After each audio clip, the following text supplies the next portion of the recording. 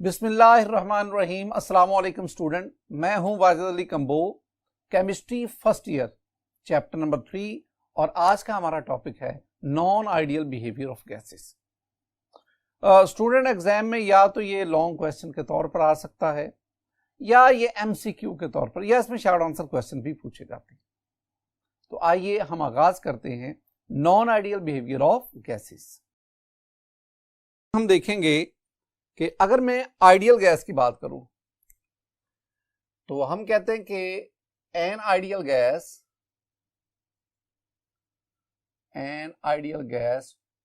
ओबे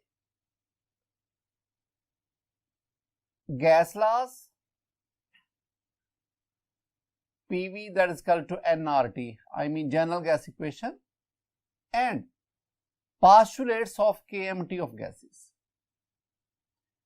at all conditions of temperature and pressure।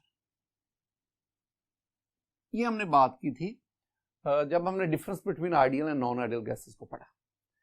अब दूसरी तरफ आ जाए, अगर मैं नॉन आइडियल गैस की बात करूं, रियल गैस की बात करूं, तो रियल गैसेस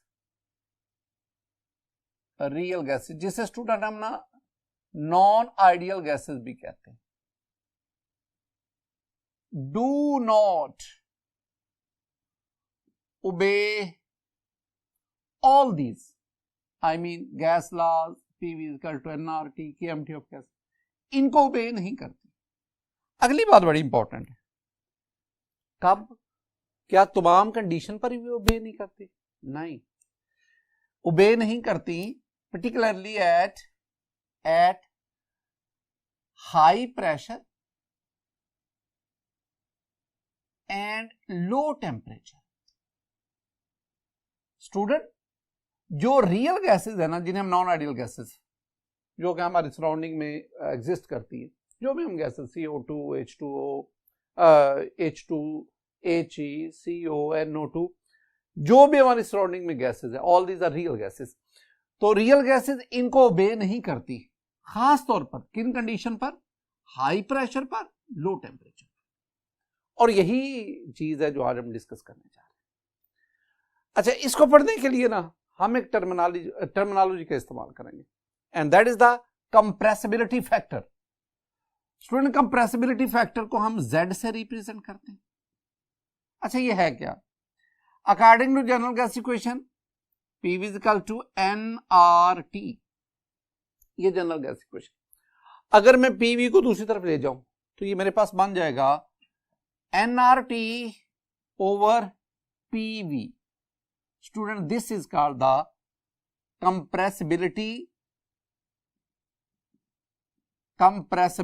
factor, और मैं इसे Z से Z से रिप्रेजेंट करूंगा।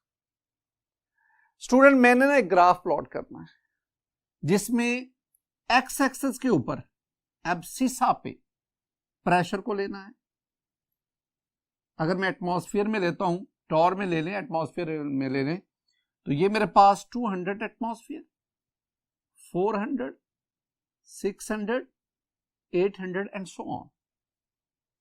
और अब वाई एक्सिस पे, आई मीन ऑर्डिनेट पे, आप लेंगे कंप्रेसिबिलिटी फैक्टर, आई मीन आप लेंगे nRT ओवर PV, आप लेंगे Z, और यहां इसकी वैल्यू है 0.5, यहां इसकी वैल्यू है 1, यहां 1.5, यहां 2 एंड सो ऑन। तो स्टूडेंट, हमने ग्राफ प्लॉट किया जिसमें प्रेशर को एक्स एक्सिस पे लेते हैं, कंप्रेसिबिलिटी फैक्टर को वाई एक्सिस पे लेते हैं। एक बात याद रखना, जरूरी नहीं कि प्रेशर को ही आप ले, आप वॉल्यूम को भी ले सकते हैं। यानी आप कंप्रेसिबिलिटी फैक्टर के अगेंस्ट प्रेशर भी ले सकते हैं, वॉल्यूम भी ले सकते हैं, दोनों में से जो मर्जी ले। अब आप ना आइडियल गैस ले लें, आइडियल गैस, और my dear student, ideal gas के लिए आप किसी भी टेम्परेचर पर, at any value of temperature, अगर आप ये ग्राफ प्लॉट करेंगे आइडियल गैस के लिए, आपके पास ये वैल्यू आएगी 1। तो ये है फॉर आइडियल गैस। किसी भी टेम्परेचर पर, किसी भी प्रेशर पर आपके पास Z की कंप्रेसिबिलिटी फैक्टर की वैल्यू आती है 1। 1 मीन यूनिटी। किसके लिए? आइडियल गैस के लिए। इट मींस कि आइडियल गैस इस रिलेशन को ओबे करती है। ये रिलेशन है क्या? ये जनरल गैस इक्वेशन है। जनरल गैस इक्वेशन क्या है? General gas equation is a combination of gas laws, और यही वो जनरल गैस इक्वेशन है जो KMT की पास्टुलेट उसको भी इजहार उसका करती है, एक्सप्रेस उसको कर रही है। अच्छा, अब मैंने आइडियल गैस के लिए क्या कहा? मैंने आइडियल गैस के लिए कहा कि इसके लिए Z की वैल्यू जो है वो 1 है, हम इसे यूनिटी बोलते हैं। स्टूडेंट, ये ना एग्जाम में बतौर MCQ भी पूछा जाता है। तो for which of the following gas the value of compressibility factor is unity, या for ideal gas the value of compressibility factor is, नीचे 4 ऑप्शन आपको दे देते हैं। The correct option is unity, the correct option is 1। अब दूसरी बात, अगर आप किसी रियल गैस की बात करो, आई मीन आप किसी नॉन आइडियल गैस की बात करो, तो नॉन आइडियल गैस के लिए Z की वैल्यू जो है ना, या तो वो 1 से कम होगी या 1 से ज्यादा होगी।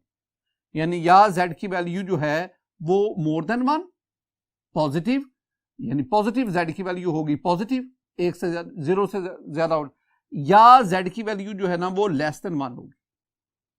तो दोनों रियल गैस में Z से 1, Z से 1 से ज्यादा, या Z की वैल्यू 1 से कम, दोनों सूरतों में जो है वो इस स्ट्रेट लाइन से parallel to the horizontal line, parallel to the x axis, real gas की सूरत में ग्राफ इस हॉरिजॉन्टल लाइन से डेविएट करता है। अब जिस गैस की वैल्यू जितनी स्ट्रेट लाइन से ज्यादा डेविएट करेगी उतनी वो नॉन आइडियल बिहेवियर शो करेगी, और जिस रियल गैस की वैल्यू इस हॉरिजॉन्टल लाइन के जितना पैरेलल होगी, जितना क्लोज होगी, उतनी वो गैस जो है वो आइडियल बिहेवियर शो करेगी। हमने काम करना है, हमने ना कुछ रियल गैसेस लेनी है। मसलन आप ले लें helium, hydrogen, nitrogen, carbon dioxide. These are the non ideal gases, these are the real gases. Student, आपने ना इन गैसेस पे एक्सपेरिमेंटेशन करनी। आपने पहले 0 डिग्री सेंटीग्रेड पर, 0 डिग्री सेंटीग्रेड पर आप, ये टेम्परेचर बता रहा हूं, आप प्रेशर की मुख्तलिफ वैल्यूज लेते जाएं, यानी 1 torr, 50 torr, 100, 1 atmosphere, 50 atmosphere, 100 atmosphere, इस तरह आपके पास 200। तो प्रेशर की डिफरेंट वैल्यूज पर वॉल्यूम की वैल्यू नोट करते जाएं, और जो आपका आंसर आए PV is nRT over PV, 1 mole of gas ले लेना, इन सब का 1 मोल ईच। तो स्टूडेंट, आपने क्या किया? आपने तमाम गैसेस की बारी बारी 1 मोल 0 डिग्री सेंटीग्रेड, तो डिफरेंट वैल्यू ऑफ प्रेशर पर आप different value of volume note करते जाए। जो आपके पास आंसर आए Z का, उसको यहां पे प्लॉट करेंगे, हर एक गैस के लिए अलग अलग। फिर हम एक ग्राफ जो है ना उसको यहां पे डेवलप करेंगे। दूसरी बात, अब आपने इन गैसेस का दोबारा बारी बारी 1 मोल लेकर अब 100 डिग्री सेंटीग्रेड पर आपने प्रेशर और वॉल्यूम का रिलेशन जो है उसको देखते जाए, और एक हम और ग्राफ प्लॉट करेंगे। ये 2 ग्राफ प्लॉट करने के बाद फिर हम देखेंगे कि इनमें से कौन सी गैस जो है वो आइडियल बिहेवियर शो करती है और कौन सी नॉन आइडियल, और फिर हम उसके रीजन जानने की कोशिश करेंगे। तो आपने एक्सपेरिमेंट परफॉर्म किया, एक्सपेरिमेंट की जो वैल्यू आई उसकी बेस पे अब हम ना 0 डिग्री सेंटीग्रेड पे graph at 0 degree centigrade, and this temperature is considered as low temperature. तो 0 डिग्री सेंटीग्रेड पर हम ग्राफ प्लॉट करते हैं। बेसिक नॉलेज हमारे पास क्या है? बेसिक नॉलेज है कि हमने एक्स एक्सिस पर प्रेशर लेना है, इसको एटमॉस्फेयर में ले लो, 200, 400, 600, 800। और स्टूडेंट, वाई एक्सिस पे, जिसे हम ऑर्डिनेट कहते हैं, आप Z लेंगे, कंप्रेसिबिलिटी फैक्टर लेंगे, यानी nRT ओवर PV को लेंगे। एक चीज इधर जो है वो 0.5 Z की वैल्यू, यहां पे 1 मीन यूनिटी, यहां पे 1.5 और यहां पे 2 आ गया। And so. स्टूडेंट, अगर आइडियल गैस की हम बात करें तो मेरे पास ये स्टेट लाइन आती है, this is horizontal line parallel to x axis, ये हॉरिजॉन्टल लाइन है, this is for ideal gas. ये आइडियल गैस के लिए मेरे पास आ गया वैल्यू। अब आ जाए आप हीलियम की बात करें। आपने हीलियम पे एक्सपेरिमेंटेशन की, जो डाटा आया उसकी बिना पे आपने ग्राफ प्लॉट किया, तो हीलियम के लिए स्टूडेंट आपके पास ये आया, दिस इज फॉर हीलियम। अगर आप हाइड्रोजन की बात करें ना तो आपके पास ये आया, दिस इज फॉर हाइड्रोजन। अगर आप नाइट्रोजन की बात करें तो नाइट्रोजन के लिए स्टूडेंट मेरे पास इस तरह का ग्राफ आएगा। और अगर कार्बन डाइऑक्साइड की बात करें तो वो इनसे बिल्कुल मुख्तलिफ होगा, पहले नीचे और फिर ये है कार्बन डाइऑक्साइड। इस ग्राफ से ना बहुत सारी चीजें हम समझ सकते हैं। पहला पॉइंट जो हम समझेंगे ना वो है हीलियम की बात करते हैं। स्टूडेंट, हीलियम का ना अगर आप लो प्रेशर, ये वाला ना इतना प्रेशर, इसे मैं लो प्रेशर कहता हूं, प्रेशर, और ये वाला जो हमारे पास आ रहा है ना इसे हम कहते हैं हाई प्रेशर, 600, 700, 800, इसे हम हाई प्रेशर कह रहे हैं और इसे हम लो प्रेशर कह रहे हैं। अगर आप लो प्रेशर में देखेंगे ना हाइड्रोजन को और हीलियम को, तो उनका वैल्यू जो है ना वो बिल्कुल स्ट्रेट लाइन के करीब करीब है। इस हॉरिजॉन्टल स्ट्रेट लाइन के करीब वैल्यू देना आइडियल बिहेवियर शो करता है। तो इसका मतलब है लो प्रेशर पर ये गैसेस जो है ये आइडियल बिहेवियर शो करती है। लेकिन अगर आप हाई प्रेशर पे जाएंगे तो हाई प्रेशर पर आप देखेंगे इन दोनों गैसेस की ये जो वैल्यू है ये हॉरिजॉन्टल लाइन से दूर होगी। इसका मतलब है कि हाइड्रोजन और हीलियम दोनों जो है लो प्रेशर पे आइडियल बिहेवियर कंपैरेटिवली, और जैसे जैसे प्रेशर इंक्रीज करेगा ये नॉन आइडियलिटी शो करती जाएंगी, हॉरिजॉन्टल लाइन से अवे होती जाएगी। दूसरा पॉइंट मैं बात करूंगा नाइट्रोजन की और कार्बन डाइऑक्साइड की। स्टूडेंट देखें, नाइट्रोजन पहले नीचे वैल्यू, नीचे का मतलब है Z की वैल्यू जो है वो 1 से नीचे आ गई, नीचे आ रही, और उसके बाद जो है ना इनकी वैल्यू बढ़ती है। अगर आप कार्बन डाइऑक्साइड की सूरत में देखेंगे तो उसका जो ट्रेंड है, उसका जो बिहेवियर है वो इन सब से मुख्तलिफ है, पहले बहुत कम और फिर बहुत ज्यादा। ऐसी क्या वजह है, ऐसा क्यों होता है, ये पहले नीचे क्यों फिर ऊपर क्यों? स्टूडेंट जरा समझने की कोशिश करना। ये जो इक्वेशन हमारे पास है ना PV that is equal to nRT, ये जो जनरल गैस इक्वेशन है ये 3 गैस लॉज का कॉम्बिनेशन है, जिसमें एक है बॉयल्स लॉ, और बॉयल्स लॉ आपने पढ़ा है कि P inversely proportional to V, या हमने पढ़ा PV दैट इज इक्वल टू K, this one is the Boyle's law. जब मैं बॉयल्स लॉ आपको पढ़ा रहा था ना तो मैं कुछ बातों पे जरा जोर दे रहा था, जरा गौर से सुनना मैं क्या कहता था। मैं कहता था कि ये रिलेशन हमें बताता है कि जितने गुना आप प्रेशर बढ़ाएंगे उतने गुना वॉल्यूम कम होगा। मैं दोबारा कह रहा हूं, ये रिलेशन में क्या बता रहा है, ये बता रहा है कि जितने गुना प्रेशर ज्यादा होगा, आप इंक्रीज करेंगे, उतने गुना वॉल्यूम कम होगा। यानी अगर आप प्रेशर 2 गुना बढ़ा देते हैं तो वॉल्यूम 2 गुना कम हो जाएगा। अगर आप प्रेशर 4 गुना बढ़ाते हैं तो वॉल्यूम 4 गुना कम होगा, उसी तनासब से। अब भला होता क्या है, आप कार्बन डाइऑक्साइड की बात करें, कार्बन डाइऑक्साइड गैस, इसका मोलेकुलर साइज कदरे बड़ा है, और कार्बन डाइऑक्साइड में मॉलिक्यूल्स के दरमियान वंडरवाल फोर्सेस पाई जाती है। अब एक कंटेनर है, उसमें कार्बन डाइऑक्साइड गैस है, मॉलिक्यूल दूर दूर है।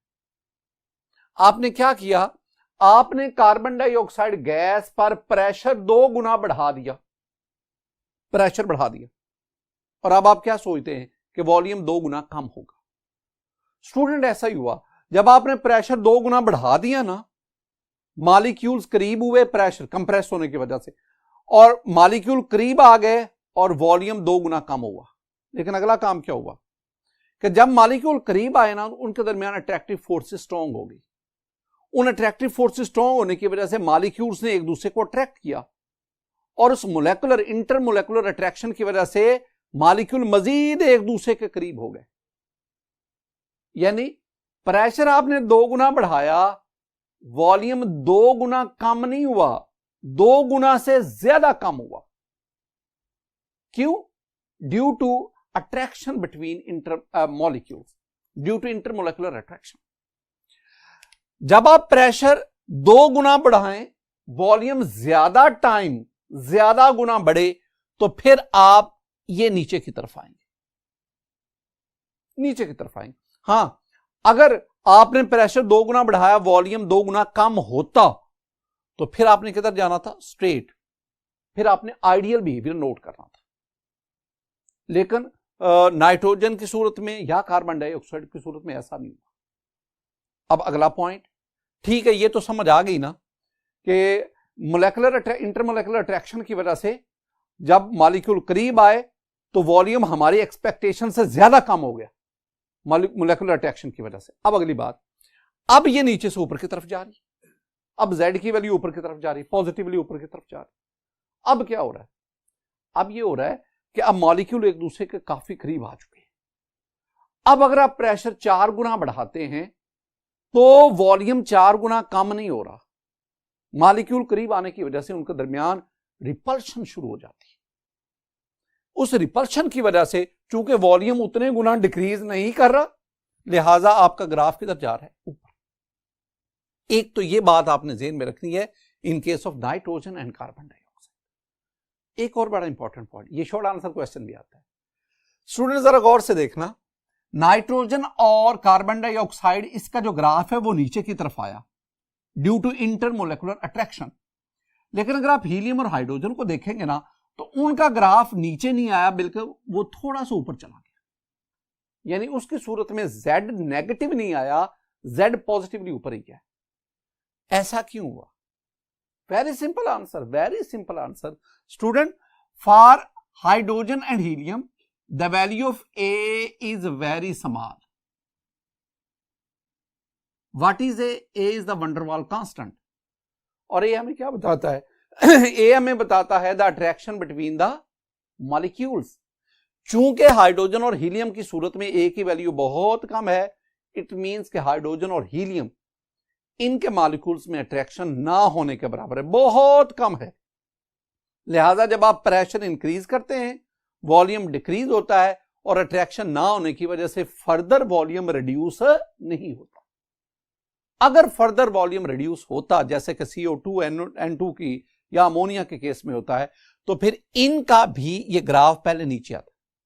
तो हम हाइड्रोजन और हीलियम की सूरत में ये कहेंगे कि इनकी Z की वैल्यू पॉजिटिव रहती है, नेगेटिव नहीं आती। उसकी सिंपल रीजन ये है कि इनकी A की वैल्यू स्मॉल है, और A स्मॉल का मतलब है कि इनकी मोलेकुलर अट्रैक्शन बहुत कम है, ना होने के बराबर। स्टूडेंट, अगर मैं आपसे कहूं कि इन चारों में कौन सी गैस ज्यादा आइडियल बिहेवियर शो कर रही है, तो वो गैस जो हॉरिजॉन्टल लाइन के ज्यादा करीब हमें वैल्यू दे रही, और वो है हीलियम।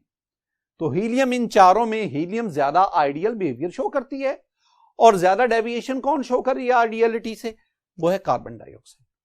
तो कार्बन डाइऑक्साइड इनमें सबसे ज्यादा नॉन आइडियल बिहेवियर शो कर रही है। एक और भी ज़हन में रखनी बात जो हमारे यहां मतलब की है कि लो टेम्परेचर पर डेविएशन फ्रॉम आइडियलिटी कम है, और हाई प्रेशर पे जाके डेविएशन फ्रॉम आइडियलिटी ज्यादा है। तो लो प्रेशर पर gases comparatively ideal behaviour show करती हैं, और हाई प्रेशर पर जाकर वो gases non ideal behaviour show. अब आगे बढ़ते हैं student. This graph was at 0 degree centigrade, low temperature.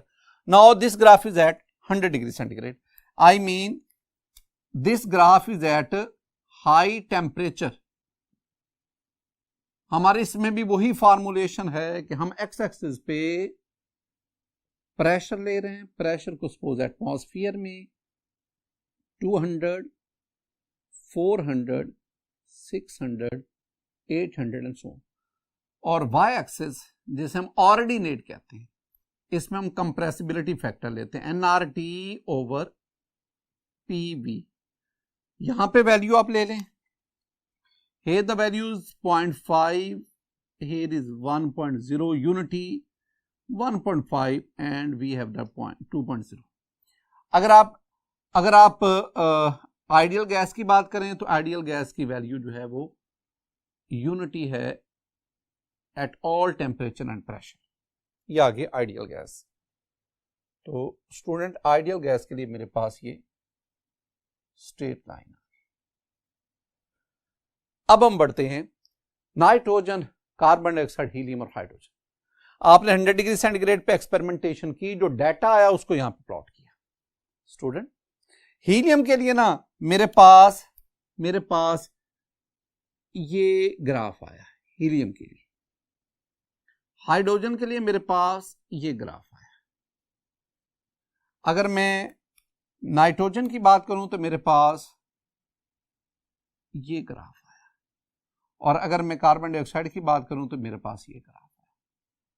ये कार्बन डाइऑक्साइड के लिए, ये नाइट्रोजन के लिए, ये हाइड्रोजन के लिए, और नीचे वाला हीलियम के लिए। स्टूडेंट ऊपर वाले ग्राफ में एक बात क्लियर थी, वो यहां भी क्लियर है। वो क्या कि हाई प्रेशर पर डेविएशन ज्यादा है, मोर डेविएशन फ्रॉम आइडियलिटी। आप यहां देख सकते हैं हाई प्रेशर पर डेविएशन ज्यादा है। इसका मतलब gases show non ideal behaviour eight high pressure. वही बात यहां भी नजर आ रही। लो प्रेशर पर आइडियल बिहेवियर और हाई प्रेशर पर, ये हाई प्रेशर है, हाई प्रेशर पर जाकर आपके पास नॉन आइडियल बिहेवियर। अब जरा टेम्परेचर पे आओ। अगर आप इन दोनों ग्राफ्स को जरा दूर से देखेंगे तो नजर आएगा कि लो टेम्परेचर वाले ग्राफ में डेविएशन ज्यादा है और हाई टेम्परेचर वाले ग्राफ में डेविएशन क्या है, कम। अगर आप इसको जनरली देखेंगे तो हम क्या कहेंगे कि ये आपके पास आ गया जी लो टेम्परेचर, ऊपर वाला केस। तो लो टेम्परेचर में मोर डेविएशन फ्रॉम आइडियलिटी। स्टूडेंट यही दो बातें मैंने आपको याद करवानी थी। यानी अगर मैं इन तमाम चीजों को दोनों हमारे जो ग्राफ हैं, इन दोनों ग्राफ्स को मैं कंक्लूड करूं तो मेरे पास जो बातें सामने आती हैं, कंक्लूजन में एक तो बात आप ये नोट करें ना, पहला पॉइंट कि gases, real gases are ideal at low pressure and non ideal, मैं ये बिहेवियर की बात कर रहा हूं, एट हाई प्रेशर। एक तो ये बात हमने फाइंड आउट की। दूसरी बात, द रियल गैसेस, टेम्परेचर की बात करूं, they are ideal at high temperature and non ideal at low temperature. ये दो बातें। पहले तो ये, इसमें अब आप इसको देख लें, ideal at low pressure and ideal at high temperature. यानी लो प्रेशर और हाई टेम्परेचर पे गैसेस आइडियल बिहेवियर शो करती हैं। इसके बरक्स नॉन आइडियल बिहेवियर किस पे होता है, हाई प्रेशर पर और लो टेम्परेचर पर। मिक्स नहीं करनी बातें स्टूडेंट, चीजों को मिक्स नहीं करना। अगर एक छोटी सी बात ज़हन में रख लेना तो ये मिक्स हो ही ना। वो क्या है, ज़हन में ये रखना है कि अगर गैस मॉलिक्यूल में अट्रैक्शन नहीं है तो वो आइडियलिटी है, और अगर गैस मॉलिक्यूल में अट्रैक्शन आ गई तो that is the non ideality. अब जब आप प्रेशर इंक्रीज करते हैं, टेम्परेचर कम करते हैं, तो एक्चुअली आप इन दोनों कामों से, प्रेशर बढ़ाने पर मॉलिक्यूल्स करीब आ गए, टेम्परेचर कम करने पर उनकी स्पीड कम होगी और उनके दरमियान अट्रैक्शन डेवलप होगी। यानी ये दोनों जो बातें हैं, प्रेशर का बढ़ाना, टेम्परेचर का कम करना, ये दोनों बातें मॉलिक्यूल्स में अट्रैक्शन का बायस बनती है। ये दोनों कंडीशन जो हैं ये उस गैस को नॉन आइडियल बनाती है। और इसके बरक्स अगर प्रेशर कम करें, टेम्परेचर बढ़ाएं, प्रेशर कम करने पर मॉलिक्यूल दूर दूर चले जाएंगे, टेम्परेचर बढ़ाने पर उनकी काइनेटिक एनर्जी बढ़ेगी और यूं उनके दरमियान अट्रैक्शन तकरीबन खत्म होती जाएगी। और अट्रैक्शन ना होना आइडियल बिहेवियर है। अब दूसरी बात हमने क्या नोट की इस सारी डिस्कशन में, हमने क्या कंक्लूड किया? हमने कंक्लूड किया कि ये जो हाइड्रोजन है, ये जो हीलियम है, ये कंपैरेटिवली आइडियल बिहेवियर शो करती है, आइडियल बिहेवियर। और ये जो कार्बन डाइऑक्साइड है और नाइट्रोजन है, ये नॉन आइडियल बिहेवियर शो करती है। स्टूडेंट, लास्ट लेक्चर में भी मैंने आपकी तवज्जो एक बात की तरफ दिलाई कि ये आइडियल गैस और नॉन आइडियल गैस के कंसेप्ट ना लिया करें। Ideal gas, non ideal gas, ये नहीं, ideal behaviour and non ideal behaviour. तो आप बिहेवियर की बुनियाद पे बात किया करें। तो ये दोनों, दे show the ideal behaviour and these two gases show the non ideal behaviour. अब वजह बहुत सिंपल है कि ये जो दोनों गैसेस हैं, एक तो इनका साइज बहुत छोटा है, स्मॉल साइज होने, और दूसरा ये नॉन पोलर है। तो small size, non polarity, weak attractive forces, और weak attractive forces mean ideality, और large size comparatively strong van der Waals forces and they show the non ideal behaviour. Student, हम आगे बढ़ते हैं। अब सवाल ये पैदा हुआ कि ये जो मेरे पास रियल गैसेस थी, रियल गैसेस, इन्होंने हॉरिजेंटल लाइन के ऊपर वैल्यू क्यों नहीं दी? इनके z की वैल्यू यूनिटी 1 क्यों नहीं है? इसका मतलब है कि एक्चुअली प्रॉब्लम जो है ना वो इसमें लाई करता है, P इक्वल टू nRT। और अगर मैं इससे भी पीछे जाऊं तो एक्चुअली जो साइंटिस्ट था वैन डर वाल,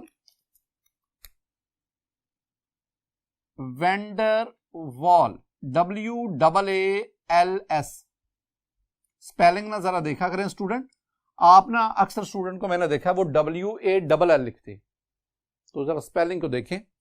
वेंडरवाल, जॉनसन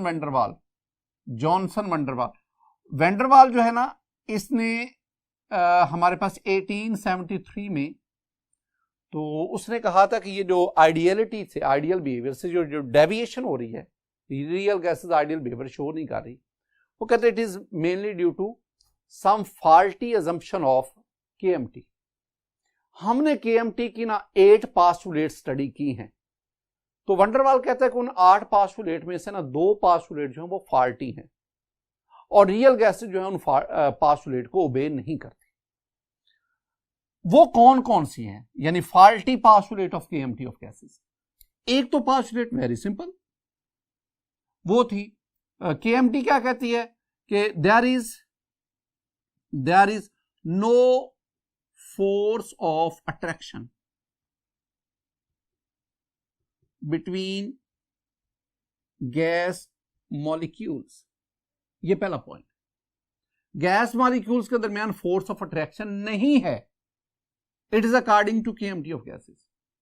दूसरी बात, the actual volume of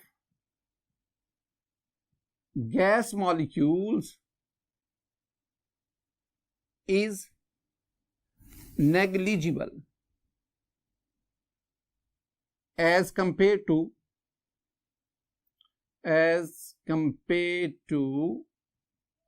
volume of the gas। ये दो बातें हैं। KMT के ये दोनों जो पास्टुलेट्स हैं आइडियल गैस के लिए तो बिल्कुल ठीक है। अभी मैंने बार बार जिक्र किया कि आइडियल गैस के मॉलिक्यूल में फोर्स ऑफ अट्रैक्शन नहीं होती, तो अगर फोर्स ऑफ अट्रैक्शन डेवलप होगी इट मींस वो आइडियल गैस नहीं है, वो नॉन आइडियल गैस है। और दूसरी बात देखें, वो कहते हैं कि गैस के मॉलिक्यूल का जो वॉल्यूम है दैट इज नेग्लिजिबल, ना होने के बराबर। तो एक्चुअली जो वॉल्यूम, वो जो हम कहते हैं ना गैस का वॉल्यूम ऑफ द गैस, उसमें मॉलिक्यूल का वॉल्यूम वो कंसिडर नहीं कहते। KMT कहती है the volume of gas molecule is indefinite. Gas के मॉलिक्यूल का वॉल्यूम होता ही नहीं, gas molecule do not have a definite volume. तो फिर वो जो गैस का वॉल्यूम है KMT कहते हैं that is actually the empty space. अब ना ये दो बातें हैं, ये दोनों जो पास्टुलेट हैं, रियल गैस इन पास्टुलेट को ओबे नहीं करती। कैसे नहीं करती, आइए जरा देखते हैं। स्टूडेंट, पहले हमने देखना है कि वो force of attraction between gas molecule. ये मेरे पास एक कंटेनर है, इसमें ये मेरे पास गैस के मॉलिक्यूल्स हैं।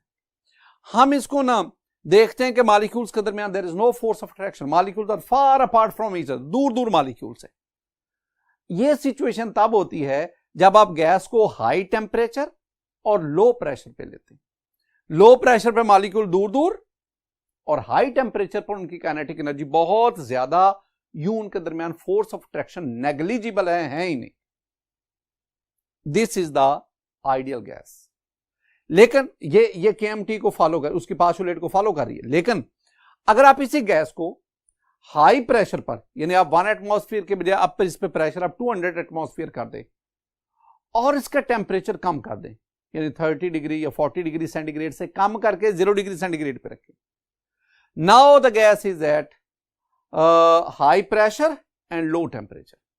हाई प्रेशर ने क्या किया, मॉलिक्यूल्स को करीब ले आया, लो टेम्परेचर ने मॉलिक्यूल्स को काइनेटिक एनर्जी कम कर दी। और यूं अब देखें, अब मॉलिक्यूल्स के दरमियान अट्रैक्टिव फोर्सेस डेवलप हो गई। जब डेवलप हो गई, इट मींस कि अब वो पास्टुलेट वो फॉल्टी हो गई, गलत हो गई, रॉन्ग हो गई।